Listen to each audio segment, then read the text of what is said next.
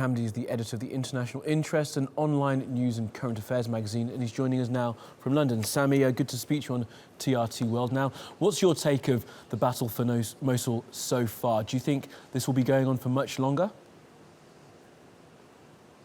I think, of course, the battle with ISIS in Mosul is a matter of when ISIS will be defeated as opposed to if. Will ISIS be able to dig their heels? I think, in general, their ability to defend their strongholds has always been questionable. When you look at what happened in Tikrit, in Ramadi, and all of the other cities that have already been liberated, ISIS haven't really put up much of a fight. However, desperate times may call for desperate measures. We've heard about the suicide bombings taking place. We've heard about the militias cutting off the escape route.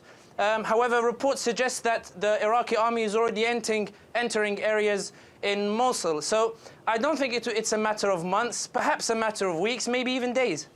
And Sami, what is your thought about those Shia militia, as Andrew was saying, who have cut off any Daesh escape route to the west? That's not going to go down very well with the KRG or with the Iraqi government, is it? I think the fact that the Shia militias are even participating in this operation speaks volumes as to the lack of faith that the US and the central government in Baghdad have in the Iraqi army. In Ramadi, the Popular Mobilization Force played a key role. In Tikrit, they played a key role. And here they are once again playing a key role in preventing the escape of ISIS. Now, the problem is, with such a vital role being given to these militias, it raises the question as to whether the real fight is against ISIS in Mosul, or what will happen after Mosul is taken with regards to these militias that appear to be stronger than the Iraqi army itself. And what do you think will happen? And that is what the KRG are worried about. Well, exactly. And to be honest, well, my thoughts on this are basically that there are three powers vying for supremacy in Iraq here, or supremacy over Mosul at least. You have the KRG themselves, who believe that Mosul belongs to them, belongs to the Kurdistan region, and that's been a point of contention between them and the central government for many years, even before ISIS. You have the militias, which are seeking to establish some sort of legitimacy as a fighting force outside of government control, backed, of course, by Iran, and also accused of war crimes. And then you have the Iraqi army, backed by the US, desperately seeking to assert itself as the main fighting force in Iraq, which it's failing to do so. After ISIS are removed from Mosul, and after Mosul becomes liberated, the question is, are they expecting the militias to lay down their weapons and simply go home? Well, they refused to become part of the government authority a few months back. There's no reason to suggest why they would lay their arms down now. The Iraqi army, are they capable of establishing peace and reconciliation between the liberated areas and the rest of Iraq? Again, that's very questionable. And the Kurds, do they want to be part of an Iraq that is so divided as a result of these militias and the acts that they've carried out in Tikrit, in Diyala, in Ramadi, with the mass migration that's been caused by their presence?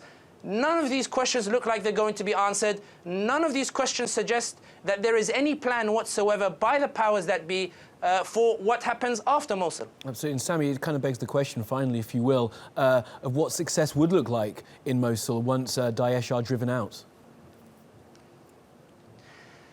Well, if you're asking for my own personal opinion as to what success looks like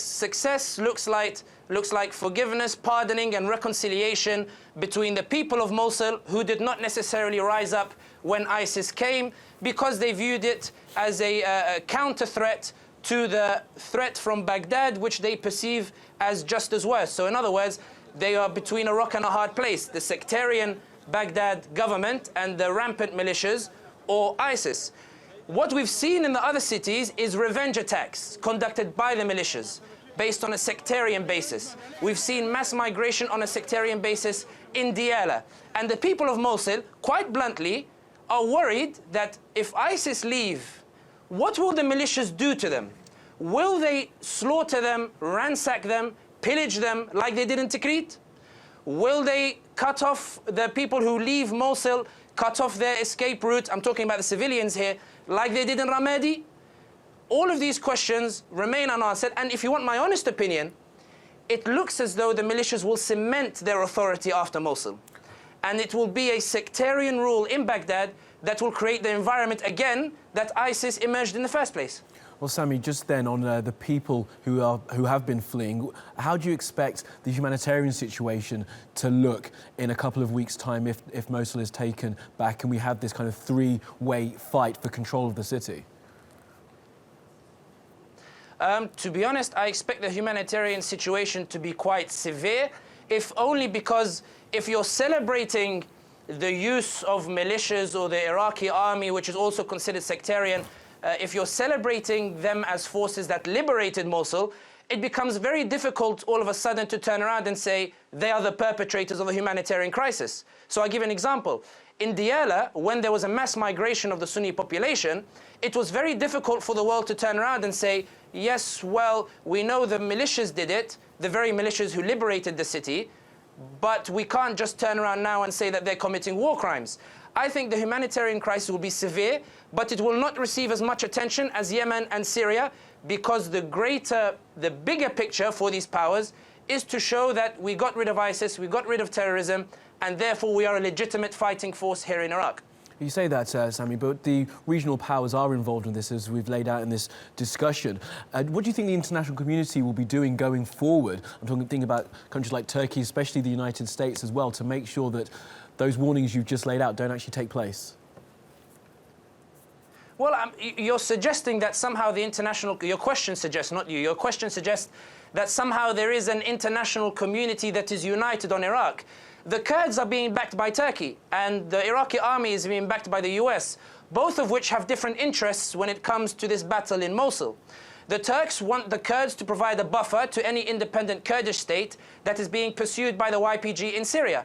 The US, on the other hand, have already given assurances to the Kurds that they will help facilitate some form of independence in any aftermath in Iraq. And then there is Iran, which wants to emphasize that the militias are the #1 power, and it wants to cement its authoritarian rule or influence in Baghdad. So in terms of what can the international community do, well, the international community first has to decide which interests are greater, which interests are worth pursuing, and whether a humanitarian crisis is worth putting their own individual interest aside for the better of the greater good.